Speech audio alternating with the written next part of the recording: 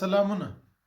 افغان کډوالو کوم چې تېره ورځ د خیبر پښتونخوا وزیر اعلی لامین ګنډاپور صاحب یو خبره په رسنیو کې چلیږي، دا وکړله چې افغان کډوالو ته د شریعت ورکړل شي، او د یوې خواته که لامین ګنډاپور صاحب دا خبره کوي چې شریعت یې ورکړل شي، خو بل خواته د پاکستان مرکزي حکومت دا خبره کوي چې افغان کډوال باید تر 1 مارچ پورې خپل په خوښه ووځي، که ونه وځي پر اول د اپریل 2025 باندې موږ یې په زور وباسو. نو خبره دا ده چې زموږ زیات افغان کډوال چې دلته سرمایې دي، جایدادونه یې دي، کاروبار یې دی او دلته مجبوریتونه دي، هغه دې خبرې ته ډېر خوشحاله دي او ډېر دا خبره پر سوشل میډیا باندې ډېر مخ ته وړي چې ولا د خیبر پښتونخوا وزیر اعلی دا خبره کړې ده. اوس آیا رښتیا هم افغان کډوال ته نیشنلټي ورکول کېدای شي که نشي ورکول کېدلی؟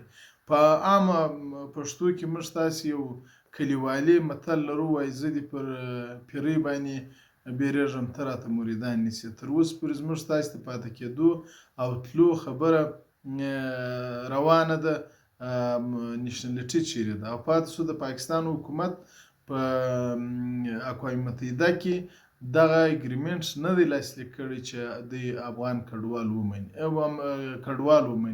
افغان کډوال نه، عمومي کې مهاجریت یا د مهاجر ومني. نو یوه خبره دا ده چې په دې اړوند باندې د شریعت مخنیوی کیږي او پر پاکستان حکومت باندې نه نړیوال نه بل څوک دونه پریشر اچوای شي، ولې ځکه دا معاهده په دغه ملګرو ملتونو کې یا په یونایټډ نیشن کې نه ده لاسلیک کړې. رالو زموږ تاسې د افغان کډوالو چون وخت کم پاته دی، دا د نن 19 تاریخ دی او صرف 11 ورځې یا 12 ورځې پاته دي، روژه هم ده. نو زموږ افغان کډوالو برخلیک به څه وي؟ زه دا یوه خبره پر سوشل میډیا باندې ډیره کیږي چې ځینې پخوانۍ ویډیو وي پر فیسبوک باندې چې پخوا په 2023 او 2024 په شروع کې شوي وي چې ځینې افغان کډوالو ته د وتلو خبرې کولې او ځینې ته د پاتې کېدو خبرې کولې. دا ویډیو کلیپونه چې دي ټول دروغ دي. تر اوسه پورې هغه خبره چې کوم حکومت کړې ده هغه خبره روانه ده.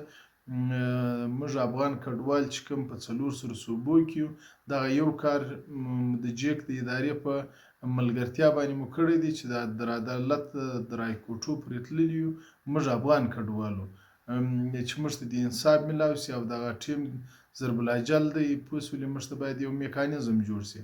او پاتې سورالو د تګ او راتګ پر برابر باندې د حکومت نوې خبره نه ده راغلې.